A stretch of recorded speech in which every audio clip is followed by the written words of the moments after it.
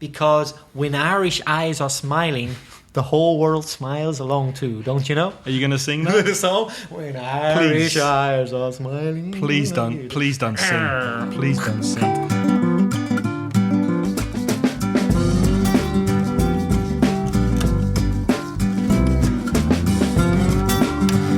Hello and welcome to another episode of Aprender Inglés con Reza y Craig. I'm Craig. And I'm Reza. And if you are a new listener, if this is your first time here, welcome.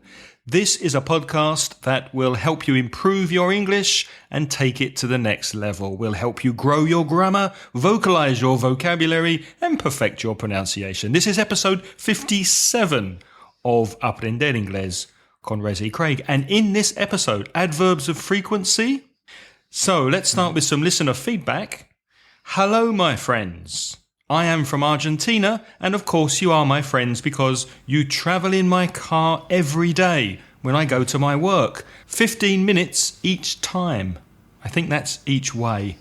Or 15 minutes there. Each way, there and back. There and back. 15 minutes there and back. 4 times a day. I really like you and I enjoy your podcasts. I listen to them again and again. I've got them on my MP3 player and I laugh with your laughings. Whoa, with our laughings?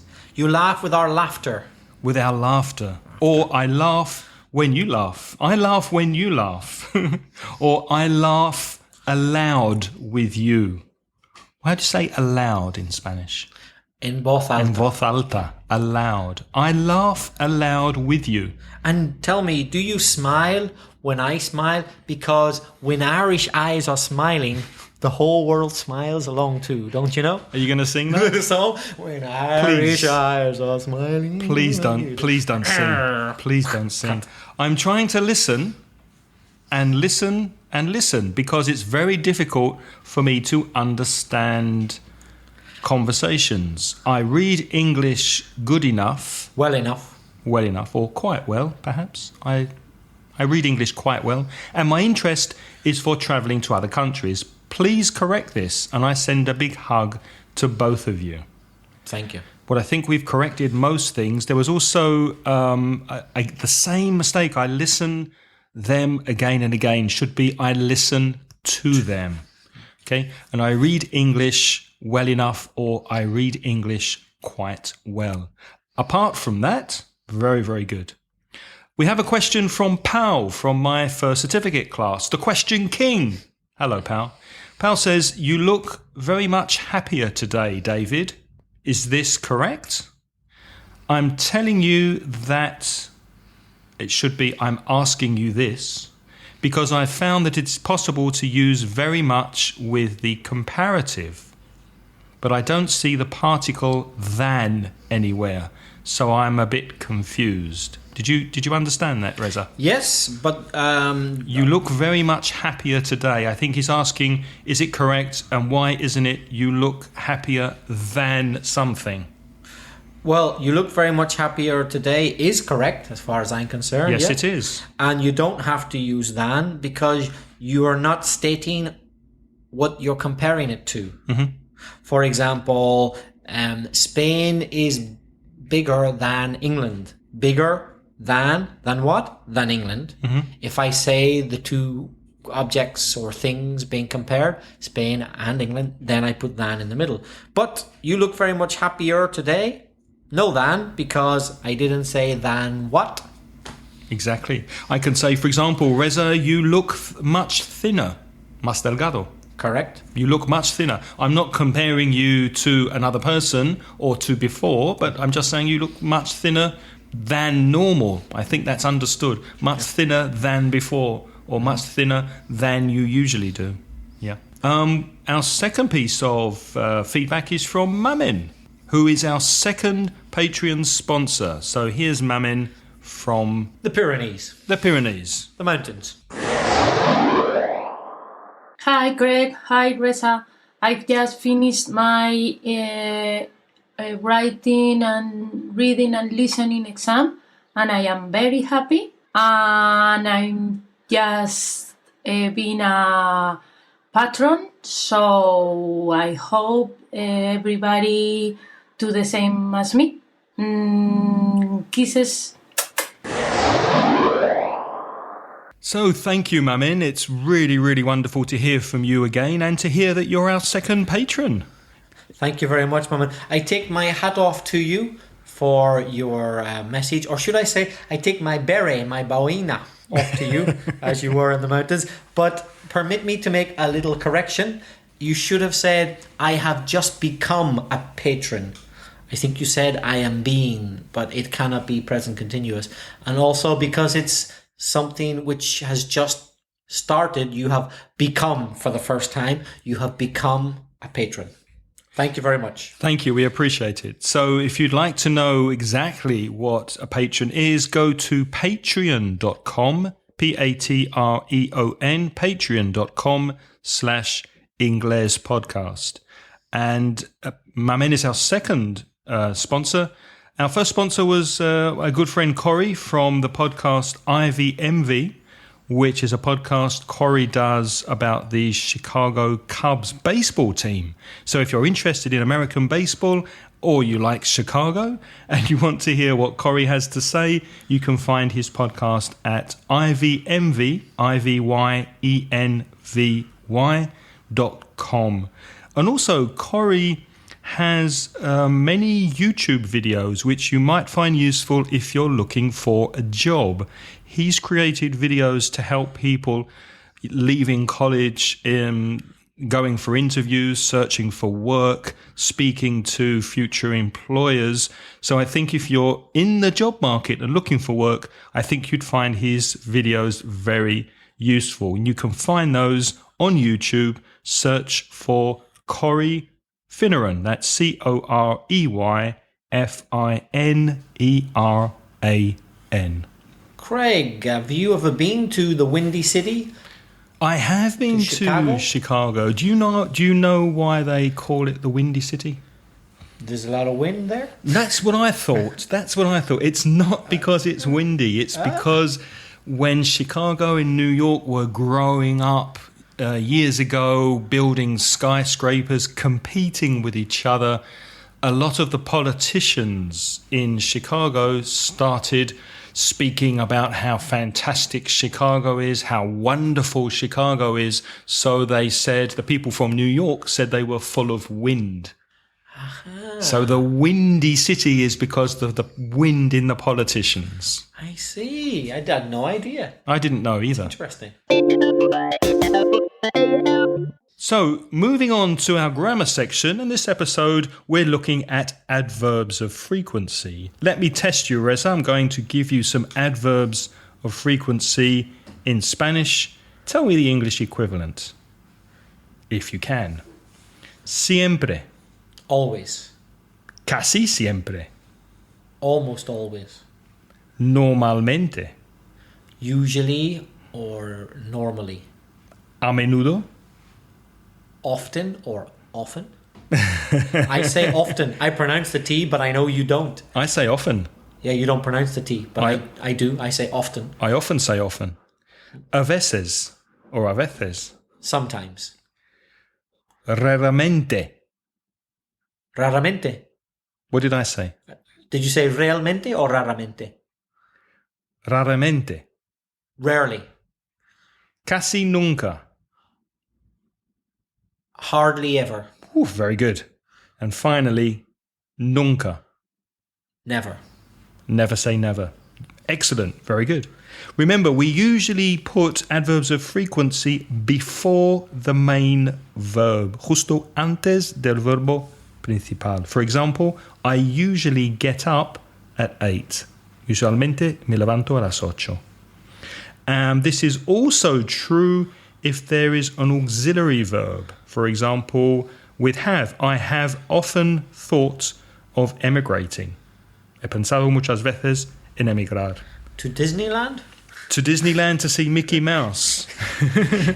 Reza, what happens when there is the verb to be with adverbs of frequency? What happens with the verb to be? Well, Craig, it usually goes after the verb, or it is usually after the verb. Exactly. It usually goes, or it is usually. You notice the difference? Mm-hmm. Exactly. Después del verbo to be. For example, Reza is never late. Never. Reza, No. Reza, Well, hardly ever. Reza nunca llega tarde. Hardly ever. should we Hardly say. ever late. So the verb is obviously the verb to be, adverb of frequency after the verb. Hardly ever. Can I add one to our list? Hardly ever, or, well, I am occasionally late. Occasionally. Sometimes, which is an adverb of frequency, sometimes adverbs of frequency can be put at the beginning or at the end. Like what you just did. Exactly. En posición final or inicial. For example, normally I get up at 8. Or I get up at 8 normally. Or sometimes adverbs of frequency go at the beginning of a sentence. For example, sometimes they do. Sometimes they do. Or they go at the beginning of a sentence sometimes. Or they go at the end of a sentence sometimes. Reza, let me test you on other expressions of frequency, but wait a second or two so that listeners can try to say the English before you do. Una vez a la semana. Once a week. Dos veces al día. Twice a day. 3 o 4 veces al mes. 3 or 4 times a month. Todos los viernes. Every Friday. Cada 2 horas. Every 2 hours.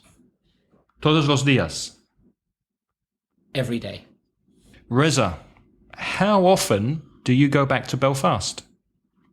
3 or 4 times a year. Really? How often do you visit your family in Moreira?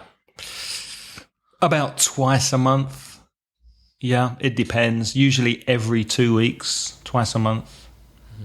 How often do you have a fried English breakfast? Or a fried Irish breakfast? I hardly ever have one these days. No, me neither. These days I hardly ever have fried food. How often do you drink Guinness? I often drink Guinness when I'm in Ireland, but I almost never drink it.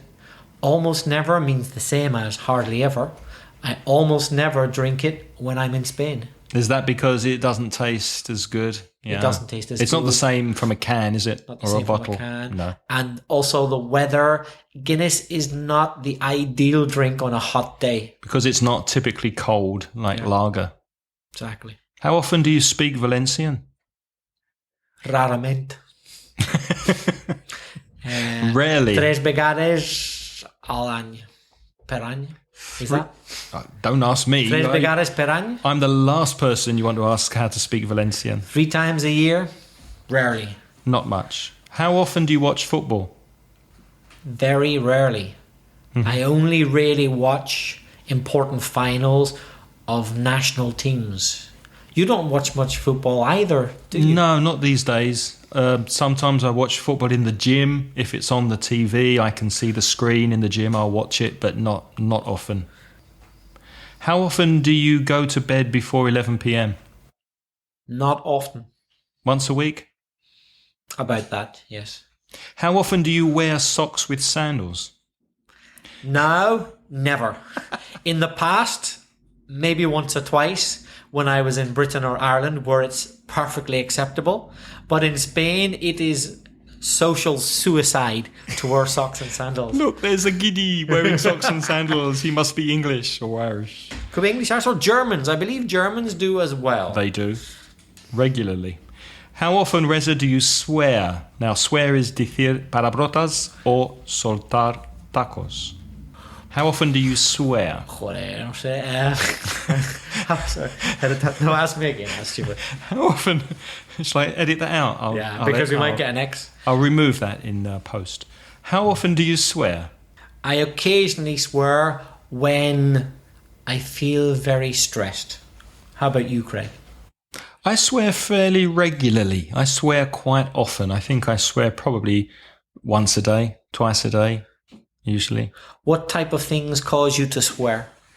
Things on the computer that don't go right, things that bother me, people, all the things that we complain about in our weekly wind-ups make me swear. How often do you record a podcast? About once a fortnight, would you say? Probably, yeah, once every 2 or 3 weeks. As you've explained to the listeners before, we normally record 2 or 3 at the same time. Like we're doing today. Yeah. How often do you get your hair cut? About once every 3 months. What does your hairdresser do for a living? Oh, that was below the belt. That was below the belt. That was above the neck. Above the neck, yes. Ooh. Moving on to our... Great. He's not bad for a blind hairdresser, is he?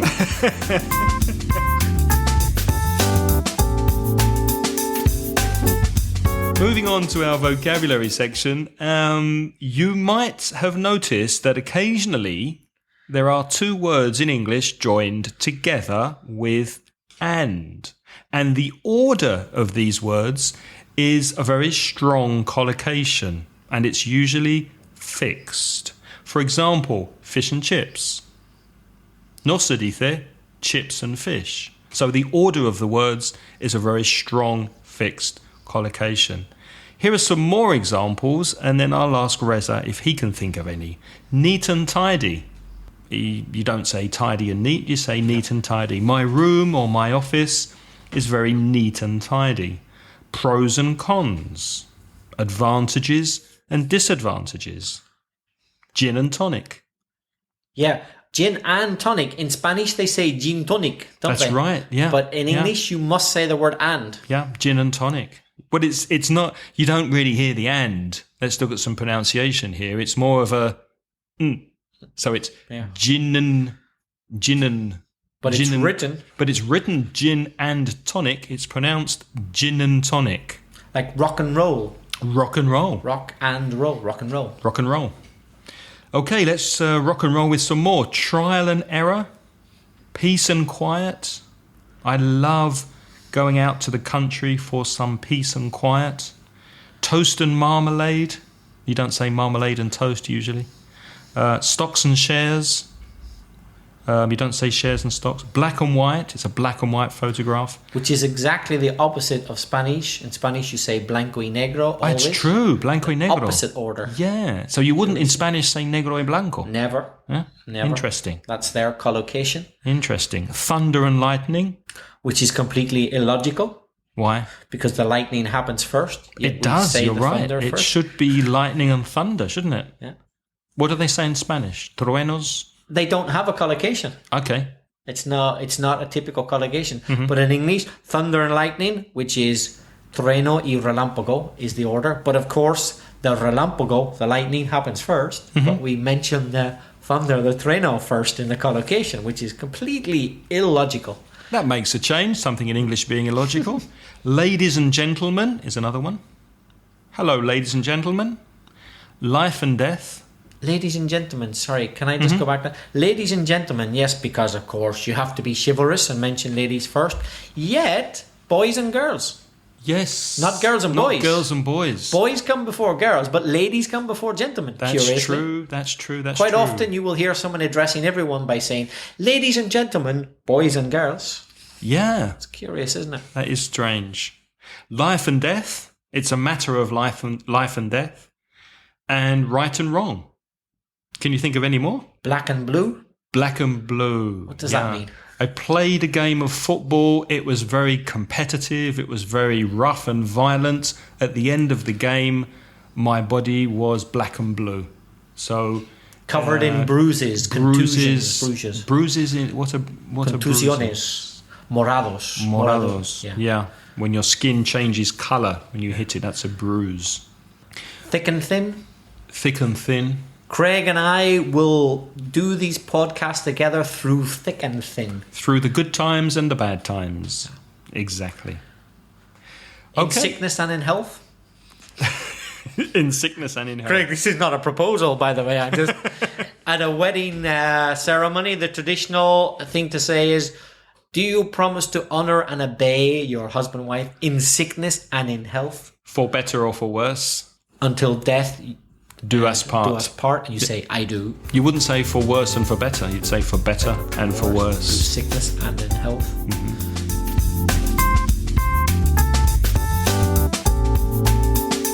Moving on to our weekly wind-ups. And this is the part of the show that we speak about things that annoy us, things that irritate and bother us.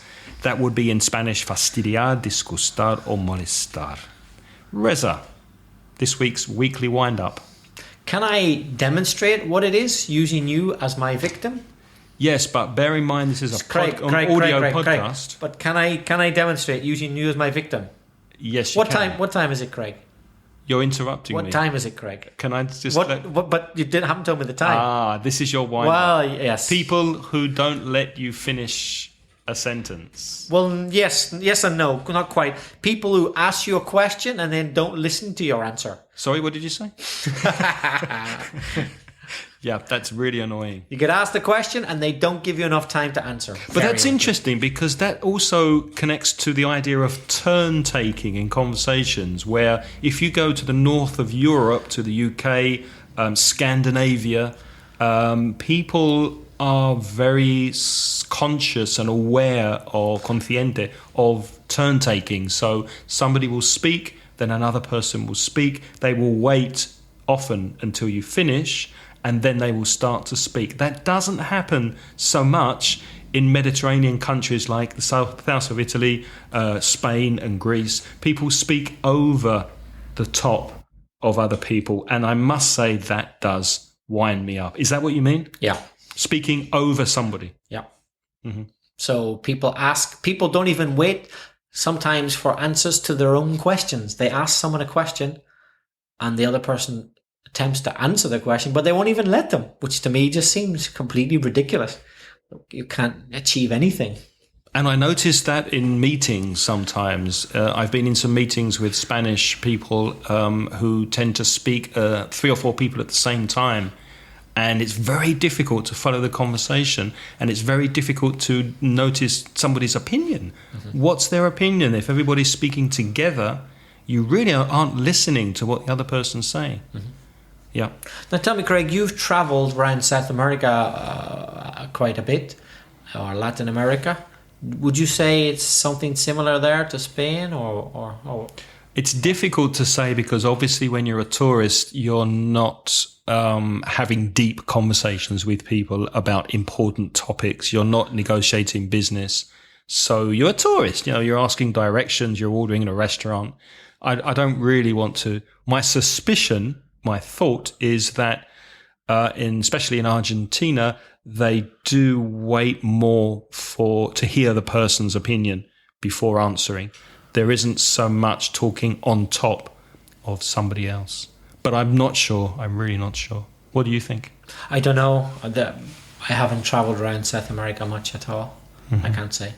Well, tell me, Craig, what's your weekly wind-up? Well, my weekly wind-up this week, the number of messages and alerts and things you have to deal with on apps like Facebook, Google, Twitter, LinkedIn. There are so many social platforms now, so much traffic and noise on the internet.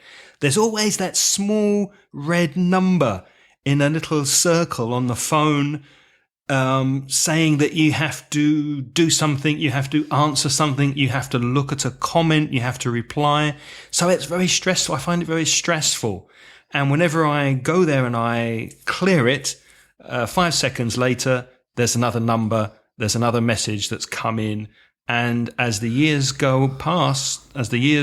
pass, I notice there's more and more of this internet noise and traffic that's really starting to bother me. But maybe it's my age. Maybe I'm just getting old. I don't know. But Craig, I sympathise. In fact, with WhatsApp, I discovered a great function recently, mute. Do you know about that? For yes. WhatsApp groups. Because if you stupidly, as I have, get into WhatsApp group with like 90 people in them, you can get about 120 messages a day, and almost none of them are of any relevance to you. And I discovered this button, mute, so that for a week it doesn't make any sound, and it only tells me after a week if I want to look. What a great idea. How many social networks are you involved in? Are you signed up with? Only WhatsApp. Really? Yeah. Are you on Facebook? Nope. Twitter? Nope. LinkedIn? Yes. I'm in LinkedIn. I keep forgetting I'm in LinkedIn because I hardly ever use it, to be honest. I joined up a few years ago, but I keep forgetting that I'm on it, to be honest. There are literally a year passes and I don't look at it a single time, which is not good, is it? But you're very lucky. You're not connected to many, so you don't have that problem. Yeah. But I will, listeners, answer emails if you email me. Which reminds me, if you want to send us an email, you can reach Reza at belfastreza@gmail.com, and you can reach me at craig@inglespodcast.com. So send us an email or a sound file with a comment. You can also leave us a voice message on our webpage at inglespodcast.com, and you can sign up to our email list at the same website, inglespodcast.com. Don't forget to visit our Patreon page at patreon.com/inglespodcast. And thank you very much to all of you for your support and for listening to us on another Aprender Inglés con Reza y Craig. Until next episode, it's goodbye from me.